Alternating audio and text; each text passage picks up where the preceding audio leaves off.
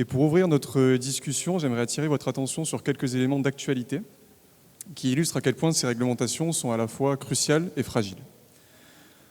Au niveau international, et ça a été dit pendant la plénière, nous constatons en ce moment un véritable backlash sur les normes environnementales.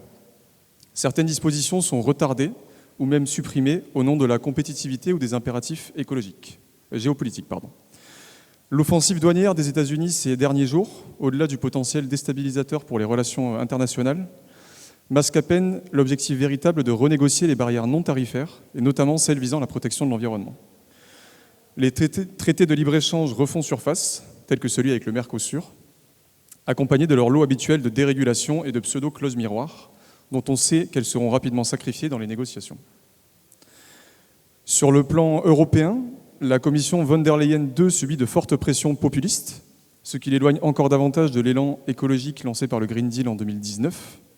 Le dispositif Omnibus, présenté en début d'année 2025, et pour lequel on aura l'occasion de reparler, propose ainsi un véritable recul sur plusieurs textes, la CSRD, CS3D, taxonomie verte, officiellement pour des raisons de simplification. Ceci dans un contexte où les investissements en faveur de la transition risquent aussi d'être sacrifiés sur l'autel du réarmement, et alors même que nous avions démontré dans l'étude 2% pour 2 degrés de l'Institut Rousseau leur importance cruciale. En France, les nouvelles ne sont pas plus encourageantes. Des textes initialement ambitieux sont détricotés, à l'instar de la proposition de loi pour réduire l'impact environnemental de l'industrie textile, dite loi anti-fast fashion. D'autres dispositions, par exemple sur les zones à faible émission, où l'objectif zéro artificialisation nette, sont gravement menacées, officiellement pour limiter l'impact sur les ménages les plus modestes. Pourtant, nous ne cessons de le répéter, il ne peut y avoir de transformation écologique sans justice sociale. Ce sont précisément les plus vulnérables qui subissent de plein fouet les effets du changement climatique. La situation actuelle illustre un enjeu plus vaste, celui de la réglementation des activités économiques et des relations entre les outils réglementaires au sens large, que ce soit des normes, des incitations, des politiques publiques, et les agents économiques. Au-delà de mesures ponctuelles, nous devons interroger le rôle de ces différents outils ou indicateurs dans notre conception de l'activité économique. Ce ne sont pas de simples outils administratifs, ils influencent notre manière d'évaluer un projet, de mesurer la performance et de déterminer ce qui est rentable ou acceptable. En ce sens, la réglementation structure la réalité économique, oriente les décisions d'investissement, les stratégies d'entreprise et, in fine, notre modèle de développement. Enfin, outre les interactions avec les citoyens, les entreprises sont aussi en prise directe avec les réglementations. Elles co-construisent souvent ces normes avec les pouvoirs publics. Certaines font pression pour en affaiblir. Des entreprises voient dans la norme un levier d'innovation, alors que d'autres l'aperçoivent comme une contrainte coûteuse. Il s'agit donc de comprendre comment utiliser ces réglementations comme un levier puissant pour engager la transition, voire imaginer un modèle économique réinventé, parfois évoqué sous le terme de post-croissance. C'est sur ces différents axes, le rôle structurant des réglementations, leur impact économique et sociaux et leur potentiel pour entraîner une réelle transformation, que nous allons donc nous pencher aujourd'hui. Je suis donc ravi d'accueillir nos 3 invités. Alexandre Rambaud, vous êtes maître de conférence à AgroParisTech, chercheur associé à l'Université Paris-Dauphine et académique fellow de l'Institut Louis Bachelier. Vous co-dirigez par ailleurs la chaire Comptabilité écologique et également le département Économie et Société du Collège des Bernardins. Vos recherches portent notamment sur la théorie de la comptabilité financière, ainsi que sur les comptabilités et l'économie écologique. Flora Despernay, vous êtes Chief of Staff au mouvement Impact France, une organisation qui remplace des entreprises et des entrepreneurs souhaitant concilier performance économique et impact social et environnemental.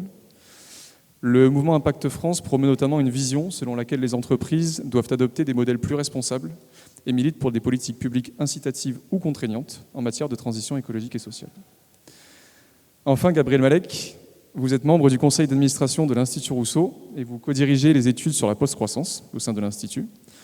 Vous êtes également président et fondateur d'Alter Capitae, une organisation qui milite en faveur de la décroissance prospère. Et vous avez publié récemment un ouvrage intitulé « Les Sensei de la décroissance », dont vous pourrez également nous dire un mot au cours de cette table ronde et qui est disponible dans la librairie au fond du couloir. Je vous propose désormais d'entrer dans le vif du sujet. Nous allons structurer nos échanges autour de 3 grands thèmes. D'abord, nous verrons pourquoi et comment réglementer l'activité économique à des fins de transformation écologique et sociale. Ensuite, nous nous intéresserons aux mutations nécessaires dans le secteur privé et dans la finance. Et enfin, nous discuterons de la post-croissance, de nouveaux indicateurs et de justice sociale. Nous garderons une quinzaine de minutes à la fin de la table ronde pour les échanges avec le public. Et pour commencer donc ce premier thème, je vous propose de prendre un peu de recul pour discuter des fondements de la réglementation. Je me tourne vers vous d'abord, Alexandre Rambaud. En quoi les réglementations sont-elles nécessaires pour instaurer et accélérer la décarbonation et la justice sociale ?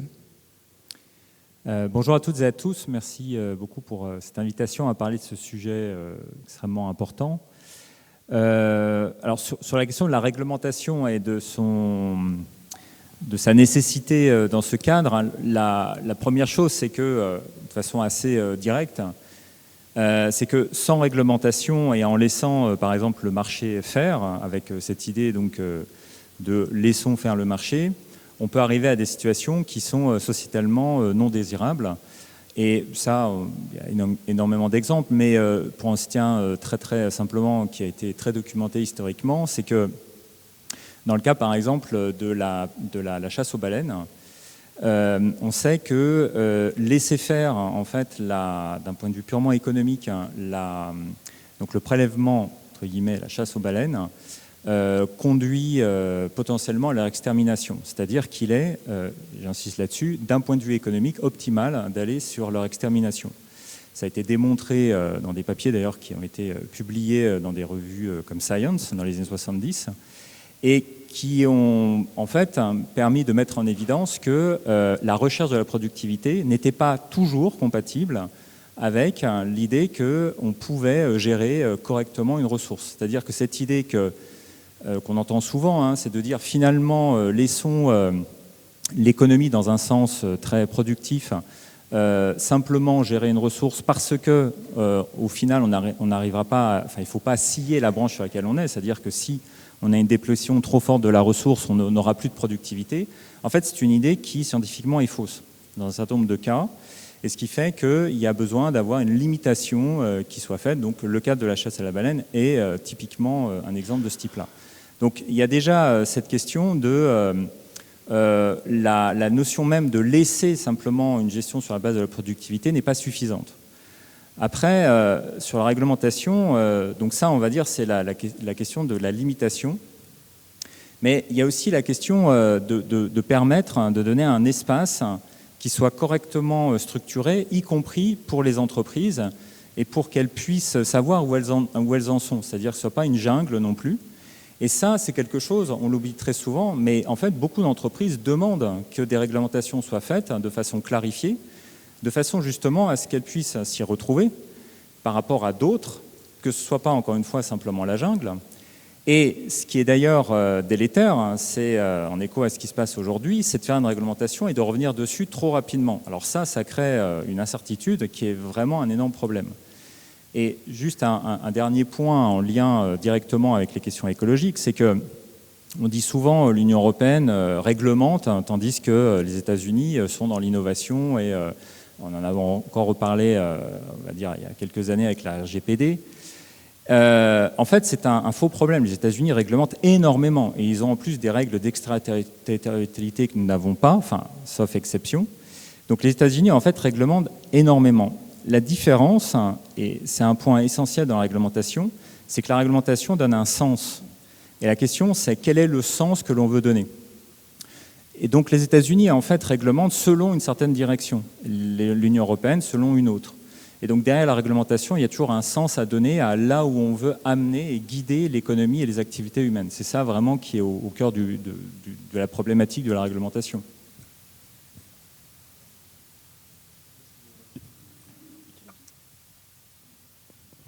Merci. Je vais rebondir sur le dernier mot d'Alexandre, c'est-à-dire la question du sens et de la réglementation. Parce que tout à l'heure, Nicolas, pendant l'introduction, parlait de certains dogmes qui résident dans notre économie. On a évidemment le dogme de la croissance. Et pour moi, ça mène à une confusion dans nos sociétés, c'est-à-dire qu'on va confondre l'intérêt général, la préservation des communs, avec finalement une prospérité financière. Et il y a cette idée que la croissance économique, c'est forcément bien pour le social et pour l'écologie, ce qui n'est évidemment pas le cas. Et c'est là où la réglementation doit pouvoir intervenir pour mettre des barrières à cette économie. Et quand je pense à la réglementation, je pense notamment à un auteur qui s'appelle Karl Polanyi, qui a écrit un bouquin qui s'appelle « La grande transformation », où en fait il va s'intéresser au premier siècle, un peu de déploiement du capitalisme Et il va se demander, bon ok, qu'est-ce que ce développement d'un marché qui est autonome, donc un marché avec un grand M et qui est autonome, qui a sa propre raison d'être, va changer dans les relations sociales.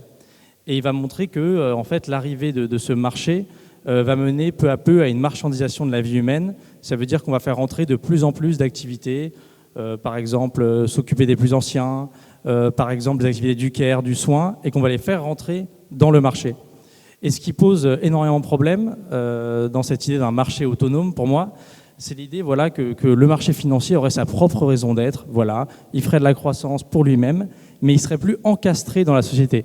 Et cette idée qu'il y ait une sphère financière comme ça, un marché, et à côté une société, pose énormément de problèmes à mon sens. Et pour moi, la réglementation a vocation, comme disait Alexandre, à donner un sens à cette économie, à faire en sorte qu'elle serve en fait les besoins sociaux et la préservation des écosystèmes, et non pas une croissance abstraite de PIB qui aujourd'hui n'a plus aucun sens, si ce n'est qu'on sait que le PIB est corrélé à la destruction environnementale. Voilà. C'est ce qu'a bien montré Timothée Parric, en tout cas dans son bouquin, où il montre en effet qu'il n'y a pas de découplage entre la croissance du PIB et les émissions de gaz à effet de serre.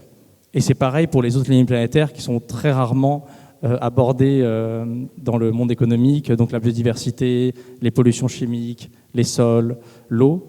Et donc de fait, il n'y a pas de découplage possible. Et donc il faut bien que la réglementation aille réglementer ce marché-là qui, pour moi, qui n'a pas à agir pour lui-même, mais qui a à agir simplement pour la société.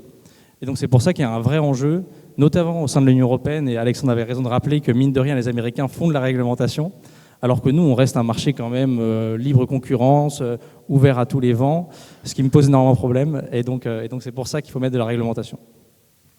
Et pour finir, je suis très alignée.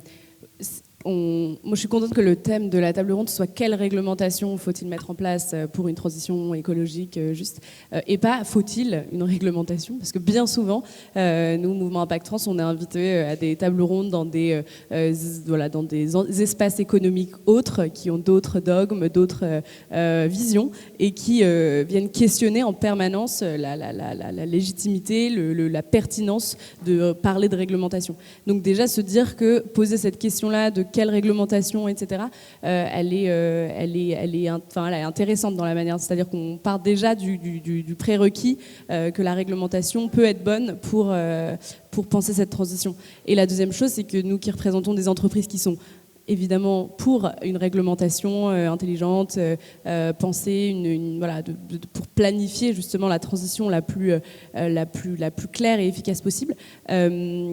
Elles font, je trouve, la distinction, ces entreprises, par rapport à d'autres, ou par rapport à d'autres organisations patronales, en tout cas, qui se disent représenter la majorité des entreprises. On ne fait pas la confusion entre une lourdeur administrative en France, des réglementations qui rajoutent de la difficulté pour les entrepreneurs, etc., avec des règles qui permettent d'être dans un cadre juste et équitable pour permettre à toutes les entreprises de se transformer. Et parfois, il y a cette confusion-là de se dire, mais en fait, n'importe quelle réglementation, c'est de la lourdeur administrative. Et nous, on rappelle souvent, on fait de la pédagogie auprès d'autres organes patronales notamment, qu'en fait, il y a peut-être des réglementations qui rajoutent de la surcouche administrative et on est prêt à l'entendre et prêt à le reconnaître. Je parlais avec Julia Faure, la coprésidente d'Impact France, qui essaie d'ouvrir une deuxième boutique dans Paris, et c'est vrai que les sujets d'extincteurs, de bouches d'incendie, c'est extrêmement complexe et on pourrait réfléchir à se dire peut-être qu'on peut simplifier sur un certain nombre de choses. En revanche, la réglementation qui permet d'inciter des comportements vertueux, on peut se dire que celle-ci permet aux entreprises en fait de se déployer, en fait de gagner des points de compétitivité, etc. Donc je trouve que c'est intéressant parfois dans les discussions qu'on peut avoir avec des acteurs économiques qui nous disent non mais c'est de la lourdeur, ça dépend de quoi on parle et à nouveau pourquoi. Alors justement, donc, on a bien compris que ça donne un sens et une direction aux entreprises, et pourtant on voit que, Flora, vous évoquez quand même des réticences. La question derrière, c'est aussi comment on favorise l'efficacité et l'acceptabilité de ces normes, à la fois côté citoyen, mais aussi côté entreprise. Moi, je vais plutôt parler côté entreprise, de ce que je constate en tout cas. Moi, je suis pas une théoricienne, je vois dans un mouvement d'entrepreneurs avec lesquels on échange au quotidien. Une partie de la réponse a été dite. Alexandre, tu rappelais l'enjeu d'avoir une stabilité, d'avoir un environnement et un cadre stable. On voit ce qui s'est passé avec la CSRD par exemple, d'avancer assez fort sur une réglementation ambitieuse au niveau européen, puis d'y revenir. Ça décourage, ça fait perdre de la confiance des acteurs économiques envers les pouvoirs publics, et ça c'est un prix qu'on va payer, je pense, très longtemps. Donc il y a ce sujet de poser un cadre, un cap clair et une vision et une volonté politique. Il faut que ce soit un peu aligné, de se dire qu'il y a une réglementation qui est stable et que le cadre est clair sur où on veut aller. Et ça demande de renouer un peu une alliance publique-privée. Nous, c'est un peu à ça qu'on milite au sein d'Impact France, c'est de dire en fait l'État et les entreprises peuvent trouver une nouvelle manière de faire alliance autour d'une vision commune, autour de la transition écologique et sociale. Et donc pour ça, quel rôle de l'État pour permettre de penser en temps long et d'accompagner les entreprises qui sont des acteurs du temps court, d'une certaine manière, à avoir cette vision du temps long. Et chacun peut être dans son rôle, mais aujourd'hui, ce qu'on constate, c'est que les acteurs politiques de plus en plus se mettent au tempo des acteurs économiques et se font même dépasser, voire dévoyer par les acteurs économiques, par leurs besoins court-termistes, de dire mais moi j'ai besoin là d'embaucher, j'ai besoin là que mon secteur continue de croître, etc. Là où normalement les pouvoirs publics sont censés être le garant de cette vision temps long, et notamment pour les enjeux de transition écologique, dont on sait qu'on a besoin d'une vision long terme. Donc c'est poser un cadre, c'est avoir des pouvoirs publics qui se posent en garant de ce temps long. Et comment ils se posent en garant? Nous, on pense qu'il y a besoin de protection. En Europe, on a un paradoxe quand même de se dire qu'il y a énormément de réglementation environnementale. Enfin, les entreprises, en tout cas, se disent qu'il y a énormément de réglementation, de normes environnementales et sociales. Et pourtant, les entreprises qui essayent de faire bien, qui essayent d'être mieux-disantes sur ces sujets-là, en fait, s'en sortent pas. Il y a une concurrence déloyale de fait. Il y a une prime au vice. Il y a une prime comme tu le disais, tant que polluer sera plus rentable que préserver, un acteur économique rationnel va pas s'y mettre tout seul. Et donc en fait, ce paradoxe-là d'avoir quand même un certain nombre de normes et que pourtant cette concurrence existe, c'est bien qu'on n'accompagne pas à penser ces voies d'une compétitivité écologique. Et aujourd'hui, en fait, on se retrouve je réponds à la question de l'acceptabilité comme ça, c'est-à-dire de dire quel cadre peut penser l'Europe, par exemple, ou la France, c'est de se dire soit on dérégule, on s'aligne au bas prix, on suit les États-Unis, la Chine, les pays émergents, etc. Mais ça, on est sûr qu'on ne le fera pas sans détricoter notre modèle social. Donc ça, c'est un choix collectif, qui à mon sens dépasse largement le champ économique, mais voilà, touche aux questions sociétales, sociales. Soit on se dit qu'on a en Europe une certaine compétitivité écologique et sociale sur laquelle on peut miser et sur laquelle on peut accompagner les entreprises mieux-disantes à être compétitives sur ce plan-là. Mais pour ça demande d'avoir une vision qu'aujourd'hui, à mon sens, les acteurs politiques n'ont pas. Dire un mot côté citoyen. Alors, je reste un tout petit peu sur les entreprises. Mais c'est intéressant je suis d'accord avec une grande partie, et ce que tu dis sur le rôle de l'État, et de nouveau ça fait encore un écho à l'introduction tout à l'heure, mais il y a l'idée quand même, avec le tournant des années 80, un peu le tournant néolibéral, que l'État a perdu, c'est un peu ce que racontait Nicolas, beaucoup de son poids dans l'économie. C'est-à-dire que dans les années 80, quand il y a l'élection de Reagan, Thatcher, sur les programmes néolibéraux, il y a un changement qui va être assez fort, que les sociologues appellent la déferlante néolibérale. Et c'est l'idée qu'on va continuer à chercher la croissance. La croissance du PIB, on la cherchait déjà avant les années 80. On continue à la chercher, mais à partir des années 80, on se dit c'est plus l'État qui est capable de la stimuler. Et en fait, on va laisser les grosses entreprises privées le faire. Et donc l'État se met en retrait. Comme l'a expliqué Nicolas, va de moins en moins investir, si vous voulez, la sphère économique, et va laisser les entreprises privées en charge de mener cette croissance.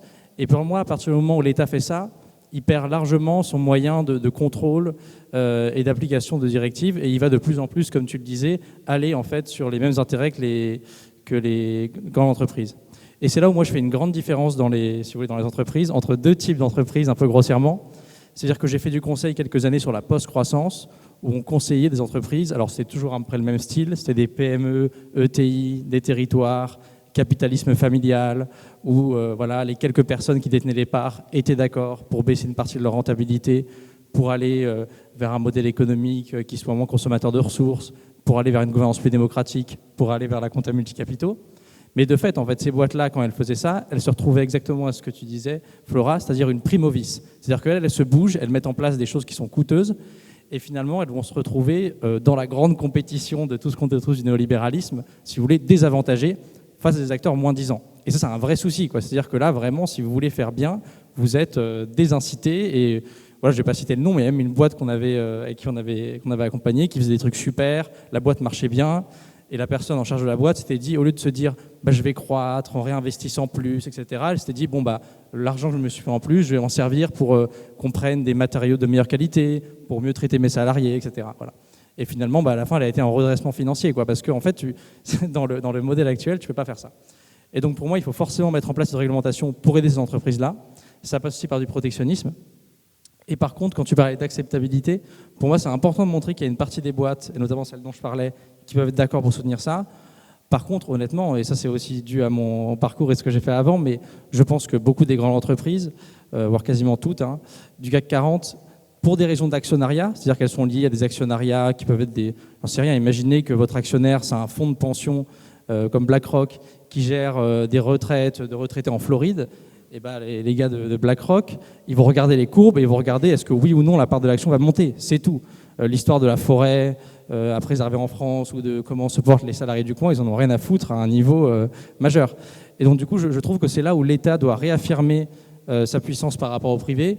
Et moi, l'acceptabilité de ces mesures vis-à-vis des boîtes du CAC 40, je n'aurais pas grand-chose à foutre, quoi. Voilà. Mais par contre, je trouve ça important de montrer qu'il y a les ETI PME qui, elles, auraient beaucoup à gagner d'une réglementation nouvelle. Voilà. Mais par contre, je pense qu'il faut accepter le rapport de force vis-à-vis de ces acteurs-là et dire c'est comme ça et pas autrement, et voilà. Et pour ajouter quelques points en complément, sur la question de, alors, je pourrais appeler une néolibéralisme, une financiarisation de l'économie, ce qui est intéressant, c'est qu'il ne faut pas croire que ça se fait sans droit. Et par rapport à ça, justement sur la question de la régulation, de la réglementation, je peux donner un exemple qui est assez parlant et qui est totalement en lien avec ce qui se passe sur CSRD aujourd'hui. C'est sur la question de la réglementation comptable et en fait le droit comptable. Parce que les marchés financiers sont régulés par du droit comptable qui sont les normes comptables internationales dites les IFRS, les International Financial Reporting Standards, qui ne sont pas émis par des États, qui sont émis par un organisme privé. Donc en fait, ça, déjà, il y a la question du fait qu'aujourd'hui, il y a des réglementations qui existent et qui sont émises par des acteurs non étatiques et non publics, c'est-à-dire sans souveraineté des citoyennes et citoyens. Ça, c'est une première chose dont on n'a pas toujours conscience. Mais la deuxième chose, c'est que, de façon très intéressante, c'est que l'ampleur du code, donc du droit comptable des IFRS, est bien plus gros, imposant et complexe que, par exemple, le droit du travail en France. Alors, souvent, on entend « non, mais le droit du travail en France, c'est absolument horrible » quand on voit en fait la masse de trucs. Mais quand vous regardez le code des IFRS, c'est bien pire. Est-ce qu'il y a une personne qui vraiment, en fait, est à ce niveau de réclamation vis-à-vis des IFRS? En interne, oui, parce que ceux qui sont vraiment concernés savent à quel point c'est complexe. Mais on n'a pas, en fait, de grands propos en disant « il faut abattre les IFRS ». Non. Et ce qui veut dire derrière que ce n'est pas tant un problème de complexité, parce que je peux vous assurer que les IFRS sont d'une complexité sans nom. Ce n'est pas un problème de complexité, ce n'est pas un problème d'imposition de quelque chose. Là, c'est vraiment un problème derrière de qui détient un certain pouvoir et qui a la capacité d'imposer quelque chose. Donc ça, il y a vraiment une dimension très importante par rapport à ça. La deuxième chose, c'est que, toujours en écho à ce qui a été dit, dans la mise en place en fait, d'une réglementation, la question aussi de l'accompagnement est essentielle. Dans la question de l'acceptabilité, il y a une problématique de l'accompagnement. C'est-à-dire que si vous arrivez en disant du jour au lendemain, il faut arrêter toutes les voitures thermiques, point à la ligne, forcément, ça va être absolument pas acceptable. Et on a une problématique aujourd'hui dans le phénomène de transition, en fait, les espaces transitoires, de mettre en place des réglementations qui soient correctement accompagnées, qui fassent que aujourd'hui, d'avoir un constat de la situation et comment on amène en fait à une autre situation. Et je pense qu'une grande partie de la réglementation aujourd'hui n'est pas suffisamment pensée dans les états de transition, dans les états transitoires, avec un accompagnement suffisant. Et ça crée un vrai problème, notamment dans la réglementation sociale et écologique. Et peut-être sur les citoyens, parce que tu posais la question et on n'en a pas trop parlé, je ne pense pas qu'on soit des experts des comportements des citoyens ou des consommateurs. Nous, en tout cas, une partie de la réponse, j'ai l'impression que c'est à nouveau dans la pédagogie de ce que tu disais un peu, Gabriel, de comment on réencastre l'économie dans la vie des gens. En fait, aujourd'hui, la question de la vie des entreprises, du comportement des entreprises paraît tellement loin, elle est tellement captive d'une certaine élite, d'experts, etc., que je pense les citoyens ou les consommateurs, en fonction de comment on les qualifie, etc., se sentent dépossédés d'un certain droit de regard, d'une compréhension, etc. Et je pense qu'il y a vraiment un enjeu, et notamment là, via les acteurs politiques, les élus, etc., à redire qu'en fait, on a un droit, voire un devoir, mais un droit en tout cas de questionner le comportement des entreprises et de demander des comptes, et que ces entreprises-là, qui ont parfois le pouvoir et vraiment d'un État, voire plus, doivent être comptables d'un certain nombre de choses. Et aujourd'hui, je ne pense pas qu'on ait trouvé encore les outils, les mécanismes de rendre comptables ces entreprises de leur comportement vis-à-vis des citoyens. Et nous, on pense que ça passe par de la transparence, notamment. Comment on travaille une transparence qui soit, j'allais dire intelligente, non pas que, mais une transparence qui permette la comparaison, qui permette de faire des choix éclairés, qui permette aux citoyens de questionner leur comportement. Nous, l'idée, c'est pas d'individualiser la responsabilité, c'est pas la responsabilité des citoyens, mais en revanche donner les outils aux citoyens de repolitiser justement cette question-là, en leur redonnant le pouvoir de comprendre via la transparence notamment, c'est essentiel. Et l'autre chose, donc ça c'est comment on redonne cette perspective-là aux citoyens de questionner le rôle des entreprises. Et l'autre chose, c'est aussi de montrer les effets délétères de notre système ultra-capitaliste, financiarisé, etc., dans la vie des gens. C'est-à-dire qu'aujourd'hui, on nous dit tout le temps, mais un produit qui est de qualité, made in France, local, coûte beaucoup plus cher. Donc en fait, on est sur un système qui va exclure une partie de la population, évidemment. Mais aujourd'hui, le sujet, c'est de se dire comment on fait pour inverser les logiques. Comment on fait pour que les produits qui soient éthiques, responsables, reconditionnés, vertueux, etc., puissent être accessibles. Donc comment on repense une fiscalité, comment on repense des signaux prix qui permettent aux citoyens de se réapproprier ces produits-là, et comment on montre aussi que, par exemple, l'ultra fast fashion, pour reprendre cet exemple-là qui est dans l'actualité, en fait, appauvrit la France, appauvrit les citoyens, et qu'en fait ce n'est qu'un engrenage et un cercle vicieux dans lequel on laisse les citoyens sans leur expliquer qu'en fait acheter du Shein ou du Temu, en fait c'est délocaliser l'industrie qui est à côté de chez eux, c'est donc des impôts publics locaux qui sont pas prélevés, donc c'est des manques à gagner pour les services publics, et ça on le dit pas, et je pense à nouveau la question de la captation de ces informations est bien gérée, vraiment, et que là déjà il y a un pouvoir d'agir, un pouvoir d'action sur cette transparence-là. Je suis complètement d'accord sur la question des citoyens, et j'aime bien comment tu prends le sujet avec l'idée de repolitiser ça, de demander de la transparence, parce que très souvent, vous connaissez un peu la chanson, mais on est dans ce qu'on appelle un peu les petits gestes, donc il va y avoir, et c'est un discours qu'on retrouve beaucoup dans la stratégie de communication et de plaidoyer des multinationales, l'idée finalement que ce serait chaque individu atomisé dans son petit coin qui n'est plus vu comme un citoyen politique mais comme un consommateur, et qui peut voter avec sa carte bleue, et que c'est lui qui doit changer ses comportements, et qu'ensuite nous on changera. Et du coup c'est vraiment l'idée de culpabiliser les citoyens, d'aller que sur la demande, au lieu d'aller sur ce qu'il faut, c'est-à-dire la production et du coup la réglementation avant tout. Et si on prend l'exemple de la fast fashion, ça marche très bien. La loi fast fashion, ça sert simplement à faire en sorte que les marques comme Shein, par exemple, je ne sais pas si vous voyez, c'est la marque de fringues en ligne, dont Castaner est le nouveau représentant, qui en fait fait des vêtements qui coûtent quasiment rien, fait dans des conditions sociales horribles pour les travailleurs, fait dans des conditions environnementales horribles. Et donc c'est simplement dire que certaines de ces pratiques doivent être bannies et on accepte le reste.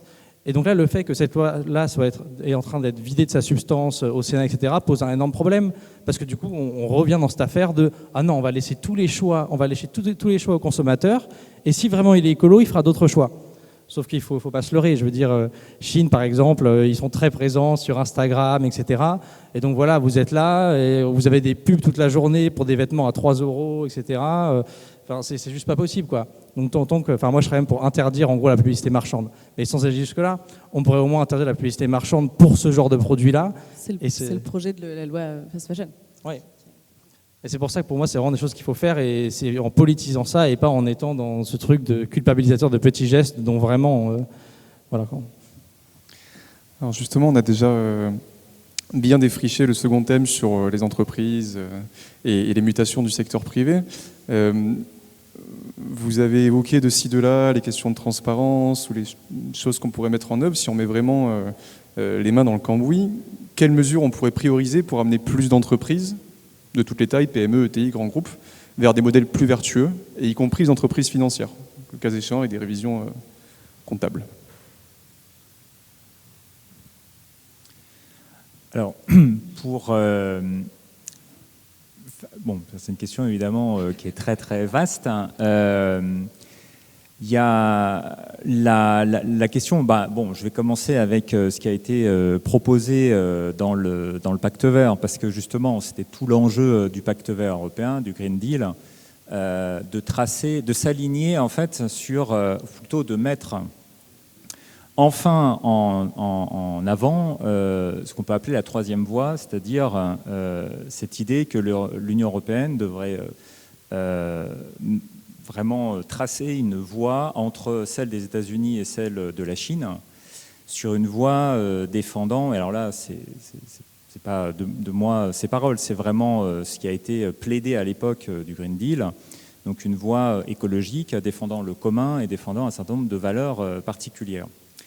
Et dans ce cadre-là, il y a eu donc des réglementations, dont CSRD, dont taxonomie, dont la CS3D sur le devoir de vigilance. Et l'enjeu était, donc par la réglementation, de pouvoir créer aussi des incitations. Et je trouve que ça, c'est en écho à ce qu'on disait, sur la question comment on amène en fait ces acteurs à, y compris dans les acteurs financiers, sur des enjeux sociaux et environnementaux. Pendant très longtemps, on a eu donc la position de la RSE, la responsabilité sociale des entreprises, de l'investissement socialement responsable, qui sont donc des actions volontaires, avec des labels, avec un certain nombre d'éléments qui sont intéressants en soi sur certains enjeux. Mais là, l'idée, c'était de créer un environnement et des conventions qui étaient partagées et partageables, avec des dispositifs qui étaient au plus près des acteurs, permettant justement d'avoir un terrain de jeu, entre guillemets, qui était clarifié, qui était le même pour tout le monde, avec des définitions communes, et donc quelque chose où les entreprises pouvaient s'y retrouver. Et je pense que ça, c'est un élément essentiel, c'est clarifier déjà les règles du jeu, entre guillemets. C'est-à-dire que dans la question sociale et environnementale, et ça l'a été un peu rappelé, il y a un frein énorme dans, déjà, si un acteur se met un certain nombre d'efforts à faire et que l'autre ne se mette pas le même nombre d'efforts à faire, et que derrière, on brouille les cartes en les mettant en équivalence. Et c'est pour ça que la profusion d'ailleurs de labels ou de choses comme ça ne favorise pas ça, puisqu'on ne sait même pas ce qu'il y a derrière. Et on a des surenchères en disant, voilà, j'ai un label vert, mais en fait, quand on regarde derrière, il n'y a pas grand-chose. Donc il s'agissait d'avoir des règles communes, des conventions partageables, de façon à ce que voilà, tout le monde sache à peu près où on en est, et que ces conventions soient basées sur des données aussi scientifiques, sur des principes scientifiques. À partir de là, l'idée c'était, et là historiquement dans le pacte vert, de comprendre la notion de compétitivité sur ces bases-là.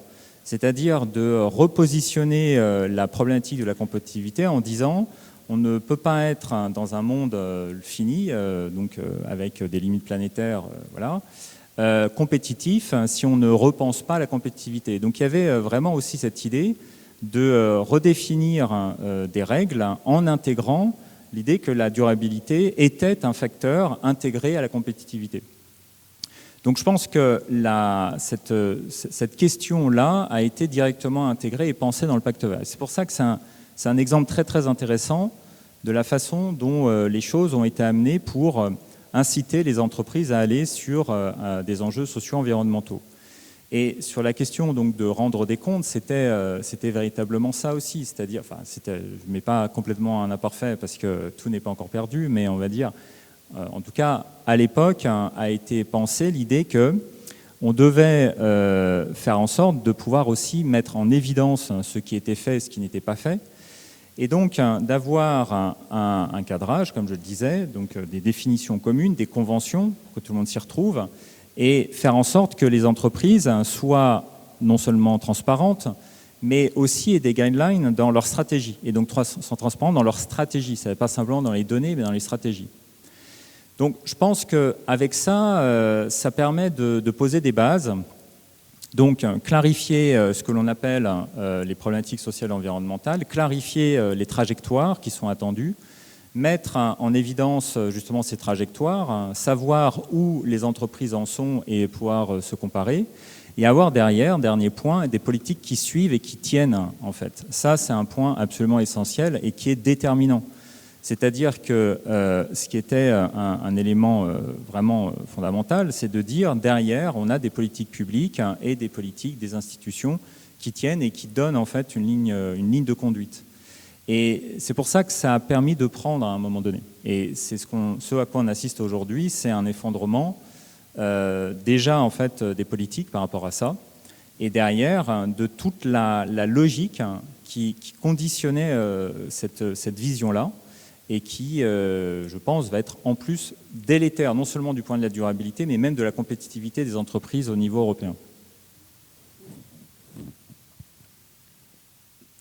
Pour compléter, nous, ce qu'on essaie de penser, c'est un peu comment on accompagne les entreprises engagées, entreprises sociales, entreprises à impact. Alors, on peut rentrer dans les nuances, mais on va dire cette grande famille d'entreprises engagées qui essayent de transformer leur modèle, etc. Comment on les accompagne à tenir, comment on les accompagne à croître, en assumant qu'il y a des entreprises qui doivent être dans une logique de croissance, de développement, des secteurs qui doivent croître. Je pense à l'économie circulaire et au réemploi, par exemple. Aujourd'hui, c'est des secteurs qui sont en train de s'inventer. Enfin, voilà, on est en train de défricher depuis une dizaine d'années ces secteurs-là, et aujourd'hui, il n'y a pas de vision sur comment on accompagne l'émergence d'une filière économie circulaire solide en France, par exemple. On s'est arrêté au recyclage, mais le reste, ça paraît être vraiment très flou pour certains acteurs politiques, à nouveau. Et donc, il y a ce besoin d'accompagner ces entreprises-là, et pour ce faire, nous, on essaie de penser des mécanismes un peu d'incitation à la commande publique. Comment on fait pour que la commande publique intègre des critères écologiques et sociaux qui permettent qu'on favorise ces entreprises engagées.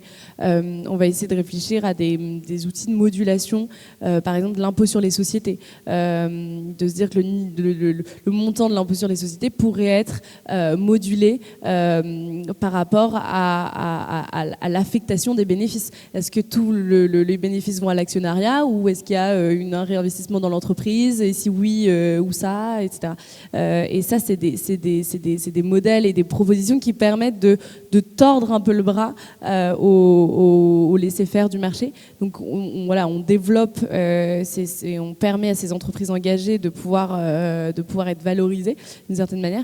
Et de l'autre côté, c'est comment, effectivement, je le rappelais, comment on permet un cadre clair pour l'ensemble des entreprises, et pour arrêter de laisser quelques pionniers se casser la figure en tentant de survivre, mais comment on fait pour que l'ensemble des entreprises aient le même cadre. Donc je pense que c'est important d'avoir cette vision effectivement structurelle et systémique, de dire en fait, si on n'a pas des règles qui s'appliquent à tous, on sera dans une distorsion, et on fera pas passer à l'échelle la RSE, qui restera de l'ordre de la démarche volontaire, mais du coup on sera pas dans le bon tempo. Tu voulais rajouter quelque chose? Ouais, non, je suis tout à fait d'accord avec ce qui a été dit des deux côtés sur le besoin d'accompagnement, d'un cadre clair, de réglementation. Parce que je pense qu'en effet, il y a besoin d'une carotte pour les entreprises qui vont dans le bon sens. Après, il y a aussi un côté pour moi un peu bâton qui est important à avoir.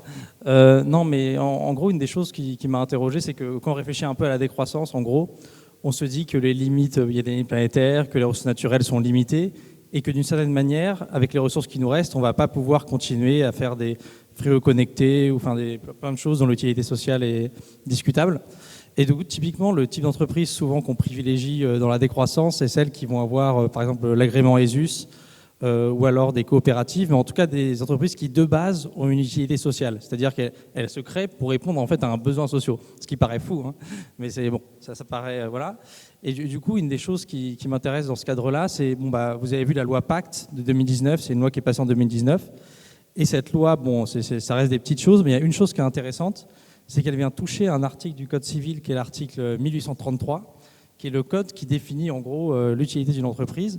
Et en gros, selon cet article-là, en gros, pour créer l'entreprise, il faut un objet licite et il faut que ce soit fait dans l'intérêt des associés. Donc vous voyez, tant que vous respectez ces deux conditions-là, vous pouvez faire tout et n'importe quoi, vendre tout et n'importe quoi. Et ce qui est bien, c'est que la Pacte a rajouté un tout petit bout de phrase en disant qu'en gros, il faut une prise en considération des enjeux socio-écologiques. Alors pour l'instant, ça reste déclaratif et ça n'a aucun impact dans la vraie vie, si ce n'est pour il y en a à peu près 1000, les entreprises qui sont devenues entreprises à mission, donc c'est-à-dire qu'on inscrit dans leur statut ces objectifs sociaux environnementaux. Mais moi, ce qui m'intéresse là-dedans, c'est l'idée peut-être qu'un jour, on pourrait, d'une certaine manière, restreindre le droit d'entreprendre. Donc, il n'y a pas longtemps, j'ai signé une tribune dans Marianne qui a fait hurler des libéraux là-dessus. Mais de fait, restreindre le droit d'entreprendre en demandant à toute nouvelle entreprise qui se crée de répondre à un besoin social ou écologique clair. Ça ne me paraîtrait pas complètement fou. Et en plus, je trouve que, et là on en revient à l'histoire un peu de démocratie de citoyens, en plus ça permet d'avoir une exigence de démocratie forte. Parce que quand on vous dit ça, quand on vous dit on va restreindre le droit d'entreprendre et demander une certaine utilité, tout de suite il y a les images de l'Union soviétique qui arrive, de comités d'experts au sein de la Commission européenne qui choisiraient. Et je comprends la méfiance vis-à-vis de ça, notamment parce que ça pourrait faire en sorte que ce soit des mesures peu acceptées et même, je dirais, qui ne soient pas vraiment adaptées au territoire. Mais je trouve que ce qui est intéressant avec l'idée de restreindre le droit d'entreprendre, c'est de dire peut-être que l'utilité sociale de l'entreprise devrait être définie plutôt à un niveau territorial, par exemple au niveau de ce qu'on appelle les biorégions chez les collapsologues et les décroissants. Et là, du coup, c'est hyper intéressant parce que du coup, de nouveau, tu rends les citoyens acteurs dans la structuration des grandes décisions économiques et c'est eux qui, par région, peuvent définir quels sont les besoins socio-écologiques et les entreprises qui se créent vont y répondre. Et donc là, c'est pas mal parce que vous restreignez le droit d'entreprendre, en même temps, vous rendez en fait aux citoyens un pouvoir politique sur la structuration de l'économie beaucoup plus forte. Voilà. Donc ça, c'est une mesure qui me paraîtrait...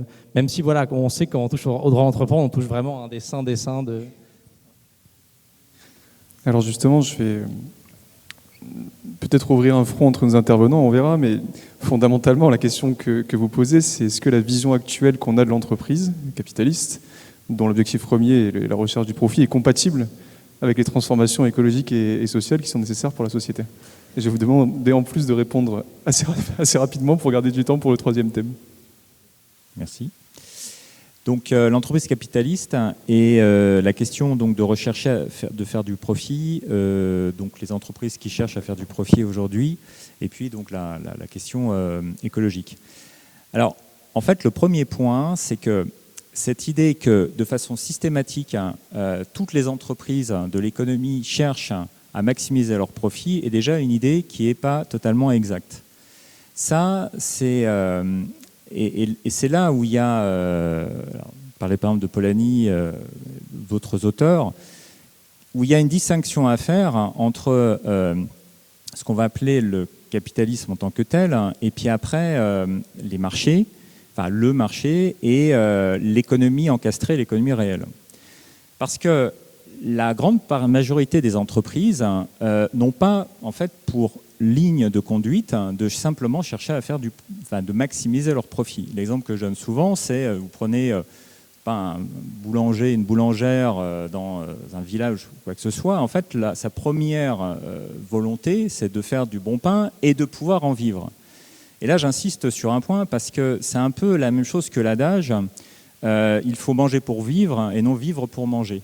C'est-à-dire qu'il y a eu, en fait, à un moment donné, d'ailleurs dans les 70, un renversement des moyens et des finalités où il y a eu une confusion entre le fait que pour faire tourner une entreprise, il faut en fait arriver à dégager un bénéfice qui est devenu l'entreprise ne sert qu'à dégager du bénéfice. Il est évident que, voilà, si je reprends l'exemple de la boulangère, du boulanger, il faut que cette personne puisse vivre, donc dégager quelque chose de pouvoir vivre. Mais l'objectif premier n'est pas de maximiser en permanence ce que cette personne va gagner. Ce n'est pas du tout les remontées, enfin, ce n'est pas comme ça que l'économie fonctionne. Et d'ailleurs, on sait qu'énormément de PME, de TI, recherchent en fait simplement une stabilité. Leur problématique, c'est de stabiliser pendant des années leur chiffre d'affaires, donc d'avoir quelque chose de stable. Donc ça, c'est un premier point, parce que je veux vraiment rappeler ce point-là. Cette idée qui est enseignée en plus, que la base de l'entreprise, c'est la maximisation du profit, est un imaginaire particulier. Alors qu'il y a évidemment une réalité.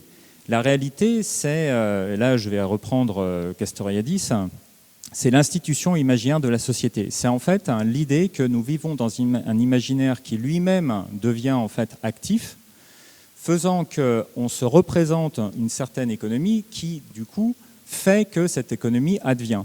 À force de penser que l'économie est toujours d'une certaine façon, forcément, les choses adviennent. À force d'enseigner toujours que les entreprises sont maximatrices de profit, on commence en fait à accepter ça là comme une réalité. À force d'en parler, bon. Et du coup, en éliminant justement, en renvoyant tous les acteurs qui ne sont pas dans cette façon de penser sur la marge et en ne les écoutant pas en fait, littéralement. Ce qui fait qu'aujourd'hui, les entreprises dont on parle le plus et qu'on entend, c'est quoi? C'est le CAC 40 et c'est des entreprises de type start-up qui sont dans les licornes, par exemple, c'est-à-dire justement des entreprises qui sont alignées sur cette vision-là. Alors, ça ne veut pas dire que le capitalisme n'existe pas et qu'il n'y a pas une question derrière, loin de là. Ce que je veux dire, c'est que le capitalisme participe de cet imaginaire, en fait. C'est-à-dire que c'est cette vision qui s'impose dans l'imaginaire collectif et qui fait que ça donne un guide au type de développement qui se met en place progressivement. Mais ce développement n'est pas celui, encore une fois, qui est tout est comme ça, en fait. Et ce pourquoi j'insiste beaucoup là-dessus, c'est que, par exemple, je reparlais par exemple des normes comptables. Le droit comptable historique et celui qui régit les entreprises ne fonctionne pas sur le principe de maximisation du profit. C'est les normes IFRS, les normes internationales, qui en fait se sont greffées à ça, qui ont induit un autre système, une autre vision. Et dès lors, le point que je trouve intéressant, c'est qu'il y a tout à fait la possibilité de mettre un coin là-dedans. Si on est sur l'idée effectivement que les entreprises ne sont là que pour maximiser du profit, là, il va y avoir un énorme problème. C'est-à-dire qu'il faut être absolument clair, la recherche d'une productivité pure, comme je le disais, est scientifiquement incompatible dans énormément de cas avec le respect des limites planétaires. Donc ça, c'est un problème de fond. Maintenant, la bonne nouvelle, c'est que justement, une grande part de l'économie réelle ne fonctionne pas fondamentalement sur cette maximisation de la recherche du profit. Et ce que je trouve aussi intéressant par rapport à CSRD, alors il y a des enquêtes qui sont en train de remonter sur la perception de CSRD, c'est qu'on se rend compte qu'en fait, il y a des entreprises qui jouent le jeu véritablement de CSRD et qui l'utilisent comme stratégie véritablement de durabilité avec une réinterrogation de leur propre stratégie. Ce qui veut dire aussi une réinterrogation de leur positionnement sur la création de valeur, et y compris des entreprises qui ne sont même pas concernées légalement par CSRD. Donc là, on parle d'ETI, par exemple, qui sont intéressés d'utiliser CSRD pour avoir un cadre, pour repenser elles-mêmes leur création de valeur. Donc, ce que je pense aujourd'hui, c'est qu'il y a des marges de manœuvre qui sont des marges de manœuvre qui remettent en question effectivement les fondements du capitalisme, mais la bonne nouvelle, c'est qu'une grande partie de l'économie ne fonctionne pas complètement sur ces principes-là, et que c'est ça qu'il faut absolument mettre en évidence. Et mon dernier point, c'est que justement, et on en parlait tout à l'heure, par exemple par rapport au mouvement Impact France, mais il y en a d'autres, les acteurs qu'on entend toujours, ce sont des acteurs, par exemple, du MEDEF. Mais pourquoi ne pas donner plus haut la parole à Impact France, au CJD, sur TF1 ? Ça changerait complètement en fait, le regard que l'on peut porter à l'économie et sur l'entreprise. Et ça permettrait de créer aussi potentiellement un début d'autres imaginaires. Je pense que cette idée en fait, de l'imaginaire est fondamentale. Et il ne faut pas croire que c'est quelque chose qui est inenvisageable et inabordable. Par contre, tant qu'on continue à véhiculer toujours le même imaginaire, oui, on ne s'en sortira pas.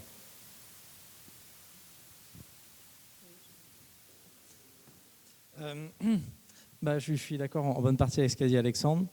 Peut-être que je pousserai un tout petit peu plus la critique sur le capitalisme, mais de fait...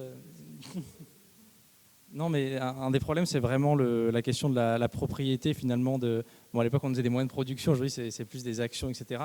Mais ça pose un problème fondamental quand même. Et c'est ce qu'a mis en valeur... Alors, je ne sais pas si vous avez vu le rapport d'Olivier de Schutter, qui est rapporteur des droits humains à l'ONU, qui a sorti un rapport un peu prospérité contre la croissance, où il explique en gros que ce n'est pas la croissance, ce n'est pas le fait qu'on ait plus de PIB qui permettra de régler les questions de pauvreté et les questions écologiques. Et notamment, il explique qu'une des raisons, c'est parce qu'il y a justement cette quête du profit dans le capitalisme par les gens qui sont propriétaires des actions, des moyens de production. Et en fait, comment vous dire, ce que veulent ces gens-là, c'est pas forcément le fait que les besoins sociaux soient comblés, etc. Et donc, ils vont pousser en fait la machine capitaliste vers des fins, comme les frigos connectés, aller sur Mars ou Dieu sait quoi, mais évidemment pas pour les choses qui sont socialement très utiles, comme loger par exemple les gens SDF, etc., mais qui ne sont pas assez rentables. Et donc pour moi, dans le capitalisme, le fait qu'il y ait une propriété privée de l'entreprise qui mène à une recherche de profit qui ne prend même pas en compte les besoins sociaux et écologiques pose un problème fondamental. Et c'est là que le capitalisme, pour moi, pose problème, d'autant qu'il est forcément lié à la quête de croissance du PIB, et que dans l'esprit des décroissants, on ne peut pas faire croître le PIB tout en baissant les pressions écologiques. Et donc à partir de là, le système capitaliste ne me paraît pas du tout adapté. Et moi, je porte beaucoup plus d'espoir, et c'est pour ça que je suis dans des opérations comme l'opération Milliard, avec l'entreprise de l'économie sociale et solidaire, les SCOP, les SKIC. C'est que c'est vraiment ce type d'entreprise-là qui pourrait permettre de concilier un développement territorial équilibré, une préservation des communs écologiques. Voilà. Et donc pour moi, la décroissance est forcément anticapitaliste. Et la post-croissance aussi, du coup. C'est post-capitaliste, c'est pas juste des nouveaux indicateurs. Alors, je me trouve une transition toute trouvée pour le thème numéro 3. On a expliqué la nécessité d'avoir différents imaginaires, enfin, des imaginaires un peu différents de ceux qu'on a aujourd'hui. La question qui subsiste, c'est est-ce que la réglementation, elle peut être un outil de transition vers un monde qu'on peut appeler de post-croissance ? Et le cas échéant, si on arrive dans ce monde de post-croissance, c'est comment on mesure la prospérité si on dépasse justement le seul indicateur du PIB que tu mentionnais.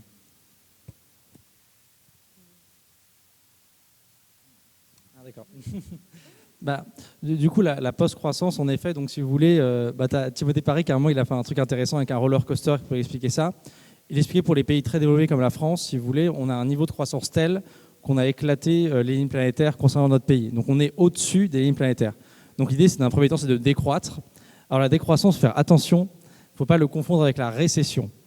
Donc la récession, c'est une baisse du PIB qui n'est pas choisie, qui est subie et qui mène, comme on l'a vu à travers l'histoire, fréquemment à une forte casse sociale, puisque comme elle n'est pas anticipée ni choisie, si vous voulez, dans un modèle aujourd'hui où les dépenses de santé, les dépenses de retraite, etc., tout ça, c'est calculé par rapport au fait qu'on ait de la croissance. Tout est prévu pour ça. Et donc, si vous voulez, à partir du moment où il y a une baisse du PIB qui n'est pas choisie, comme lors d'une crise par exemple, ça se passe très mal. La décroissance, c'est différent. La décroissance, c'est l'idée de faire baisser le PIB, effectivement, mais de l'anticiper, de le choisir. Et c'est ce que disait Flora tout à l'heure, c'est l'idée de se dire certains secteurs, l'agroécologie, etc., vont croître, il n'y a aucun souci, d'autres vont décroître. Par exemple, j'en sais rien, les téléphones, on pourrait imaginer qu'au lieu de chaque année avoir un nouvel iPhone avec une nouvelle fonction, ce soit plus restreint, qu'on ait par exemple une autorisation de mise sur le marché de nouveaux produits technologiques, comme c'est le cas pour les médicaments, etc. Donc ça, si vous voulez, c'est la différence entre récession et décroissance. Et donc l'idée, c'est qu'après la phase de décroissance, quand de nouveau on arrive à avoir une économie qui respecte les lignes planétaires, là on va se diriger vers ce qu'on appelle la post-croissance. Et donc ce serait une nouvelle économie qui de fait a des nouveaux indicateurs. Donc il y a plusieurs modèles qui existent. Il y a notamment l'économie stationnaire de Herman Daly qui est intéressante. C'est une économie qui est au sein du donut, donc c'est-à-dire qu'elle est en dessous des lignes planétaires, mais aussi des fondamentaux sociaux. Elle n'est pas stable parce que l'économie bouge toujours un peu, mais elle doit rester dans ce cercle-là. Et du coup, la post-croissance nécessite la mise en place de nouveaux indicateurs Alors au niveau macro, c'est de sortir évidemment du PIB dont on a montré que voilà, c'est corrélé à la pression environnementale, mais socialement ça démontre rien de très intéressant. Et donc vous allez vers des nouveaux indicateurs macroéconomiques. Typiquement, moi, un gouvernement, ça m'intéresserait beaucoup plus qui communique sur, si vous voulez, la baisse des inégalités, typiquement, ou la baisse de la mortalité infantile, que sur le taux de croissance. Donc ce serait sur des trucs beaucoup plus concrets, écologiques et sociaux. Ça, c'est au niveau macro. Et au niveau micro, du coup, il y a plusieurs solutions qui existent, mais une des plus intéressantes, et là je fais une passe décisive à Alexandre, c'est la comptabilité écologique, sachant qu'il y a différentes méthodes, mais que la compte acquiert. Et moi, je dois dire qu'à titre personnel, c'est ça qui m'a convaincu d'aller vers la décroissance. J'étais stagiaire au ministère de l'écologie et je voyais beaucoup de projets bullshit passer devant moi. J'étais de plus en plus désespéré. Et je vois Alexandre arriver avec sa compte acquiert et je me suis dit, ah, enfin un truc qui paraît solide. Et donc ça permet, là où il y a les indicateurs macro qui permettent de changer ce que le gouvernement va mettre en place, les indicateurs micro vont permettre peut-être, alors je ne sais pas si ça reste du capitalisme, mais en tout cas, de changer la nature même du capital et de mettre enfin des entreprises qui ne sont pas aveugles aux enjeux sociaux et environnementaux et qui vont regarder autre chose que le financier, quoi. Donc comment on fait ça, Alexandre ? Merci. Vous avez le reste de la journée là ou alors, bon, je vais rebondir là-dessus, évidemment. Je vais commencer par revenir sur la question, vraiment en complément post-croissance, décroissance et les problématiques des définitions, ou plutôt des mauvaises définitions données à la décroissance, et arriver justement sur la comptabilité. Vous allez voir en fait, la question du dépassement du capitalisme est une question qui n'est pas simplement économique, et je pense que déjà là, il y a un gros hiatus de restreindre ça à une question économique. On parlait de l'imaginaire.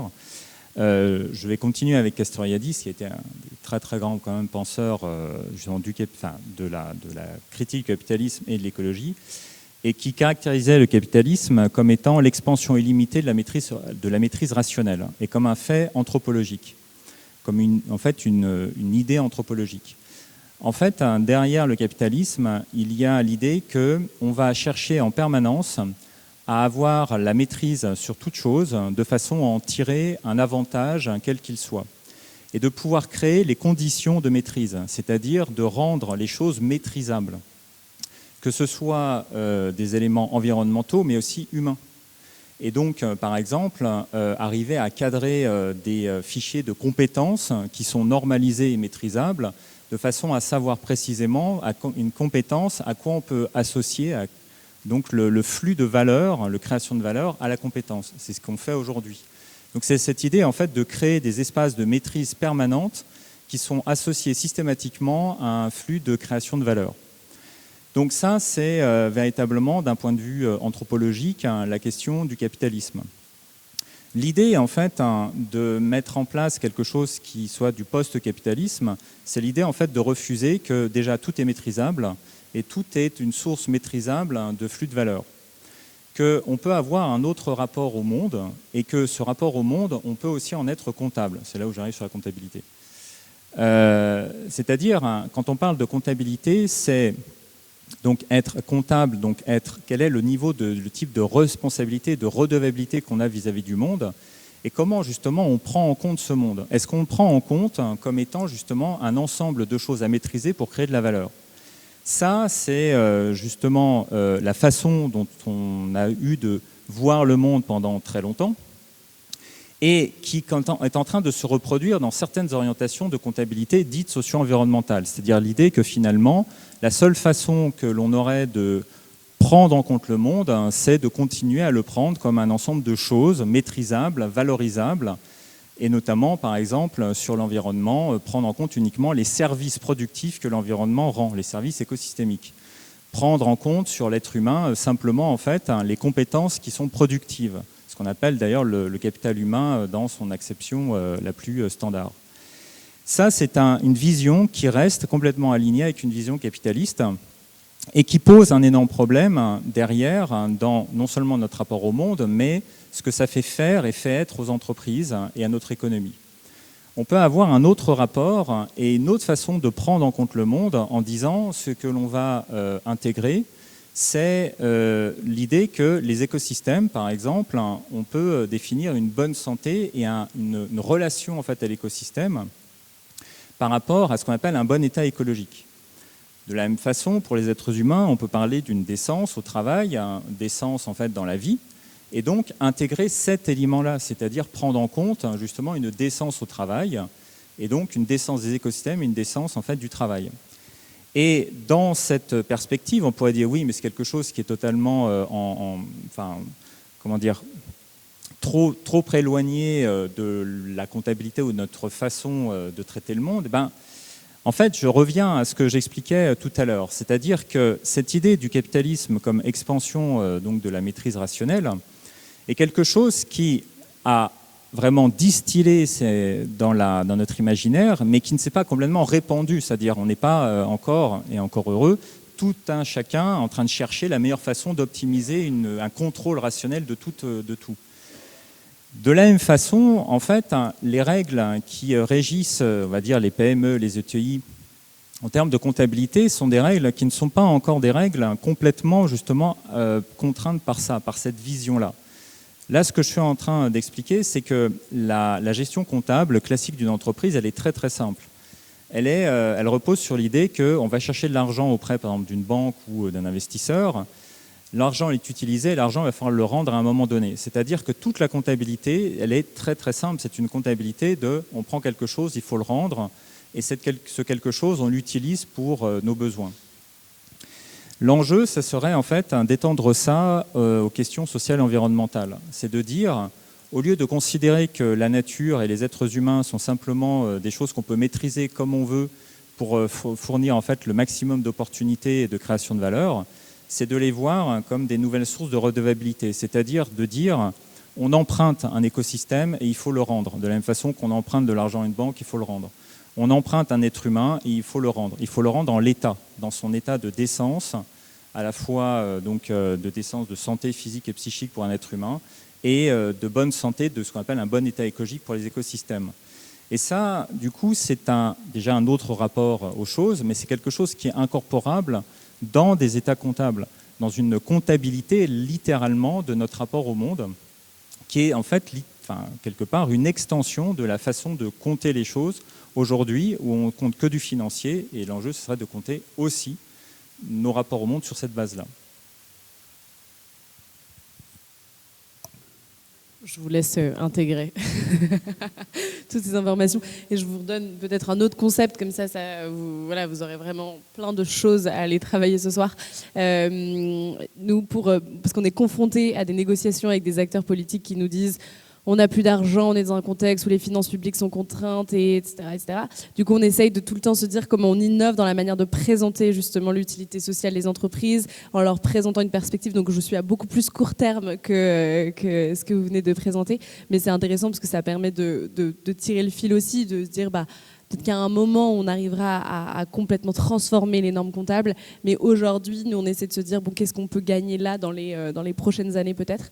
Et donc, on essaye de travailler la notion de coût évité pour la société, de se dire une entreprise, quand elle crée un impact positif sur son environnement, dans la société, quand elle est créée pour répondre à une problématique écologique ou sociale, en fait, à quoi elle contribue au niveau sociétal. Donc une entreprise, je ne sais pas, de réinsertion, une entreprise qui lutte contre le gaspillage alimentaire. En fait, qu'est-ce qu'elle permet comme bénéfice in fine à la collectivité, aux finances publiques, parce que c'est du chômage en moins à payer quand on réinsère des personnes en situation de chômage. C'est des Veolia qui traitent ses eaux usées. C'est des frais en moins pour la collectivité. Et donc on essaye comme ça de twister. Donc c'est un peu, on est conscient que le modèle n'est pas idéal jusqu'au bout, mais que là on arrive à une solution intéressante de se dire comment on arrive à se dire qu'1 euro investi dans une entreprise à impact ou une entreprise qui pense une transition fait gagner 1 euro à la collectivité. Et là, on commence à intéresser un peu les pouvoirs publics qui nous disent « Ah, en fait, vous n'êtes pas que des entreprises en poncho qui grattent, voilà, mais vous commencez à nous servir à quelque chose. » Et c'est pas évident, mais on sent que là, on commence à toucher justement des choses qui peuvent s'imbriquer dans une réalité aujourd'hui qui est la nôtre, capitaliste, et tout ce que on a décrit. Donc voilà, que vous pouvez aller chercher aussi sur le sujet d'équité. Merci beaucoup. Est-ce qu'il y a des questions dans la salle?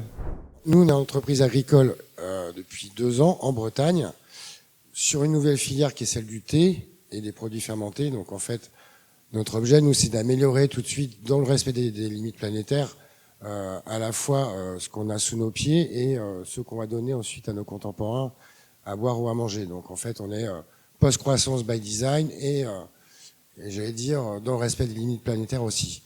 Alors, j'ai 2 choses à dire. La première, c'est qu'on est en manque justement de calcul de nos performances écologiques et sociales pour rendre lisible à nos parties prenantes sur toute la chaîne de valeur le comment on fait bien les choses et comment on peut les améliorer et surtout comment on va les rendre lisibles. Parce que moi, je pense que dans toutes les démarches qu'on évoque depuis tout à l'heure, il y a une des faiblesses qui concernerait plus la notion de marché, même si j'ai compris qu'elle était un peu vulgaire, mais il y a quand même des gens qui consomment à la fin, et qu'on veut convaincre du pourquoi on a construit cette entreprise de cette façon-là, avec la volonté de bien compter, en tout cas de compter ce qui compte vraiment. Et donc ça, c'est donc une remarque à Gabriel, une remarque à Alexandre, je pense, par rapport au fait que la triple comptabilité nous intéresse, mais on est un peu en état de faiblesse d'usage par rapport à ça. Et après, quant au fait de comment on peut agir sur le régulateur, la question qu'on se pose, nous, c'est plutôt qu'on se dit peut-être que ce soit territorial, en effet, à travers ces rapports, qui donc, parce qu'ils sont lisibles, parce qu'ils sont établis notamment par... Pour l'instant, nous, on discute avec des écoles d'agro qui mesurent la santé des sols avant et après nos pratiques. Et on discute avec Ferment du Futur, par exemple, qui aussi vont nous permettre de dire que le travail sur les fermentations, c'est OK. Après, comment agir sur un territoire? Nous, on pense que c'est par la pédagogie de nos pratiques et par les rapports annuels qu'on va pouvoir rendre. Donc, à la fin de tout ça, j'ai 2 questions. C'est comment peut-on être aidé sur l'amélioration de nos rapports environnementaux et sociaux? Et deuxièmement, n'y a-t-il pas des outils territoriaux à mettre en place qui seraient plus efficaces qu'une approche top-down ou bottom-up? Voilà, merci beaucoup. Alors du coup, oui, l'asso que je préside, Alter Capitae, essaye de faire réfléchir du coup lors d'Agora des personnes du monde militant, des chercheurs, avec des gens du monde économique pour répondre typiquement à ce genre de questions. Et on avait un groupe de travail il y a quelques années qui était coprésidé d'un côté par Alexandre Rambaud pour la chaire de comptabilité écologique et Mélanie Berger, qui était dans la salle, je ne sais pas si elle est encore là, qui était présidente du CJD pour réfléchir à ça.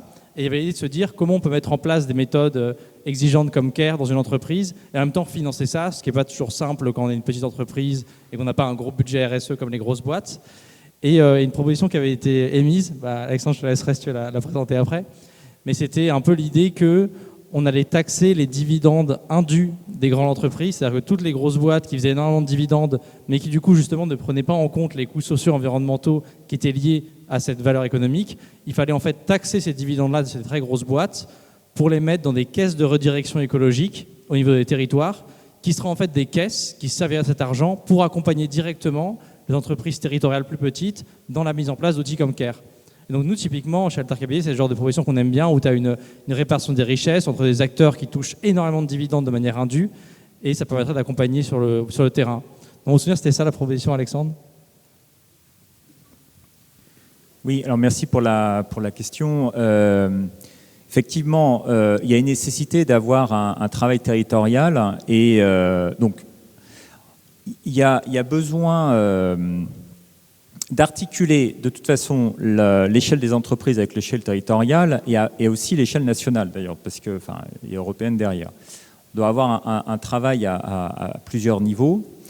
Et alors, pour rebondir sur la proposition, c'était effectivement l'idée d'agréger de l'argent dans des caisses dédiées via donc cette idée de dire il y a un certain nombre de profits qui sont indus, donc allons prendre de l'argent là. Donc il y a effectivement une question qu'à un moment donné, il faudra arriver à poser, c'est créer donc des caisses pour alimenter ce genre de mise en œuvre, d'expérimentation, etc. Ça c'est quelque chose d'assez ambitieux et qu'il faut vraiment arriver à développer.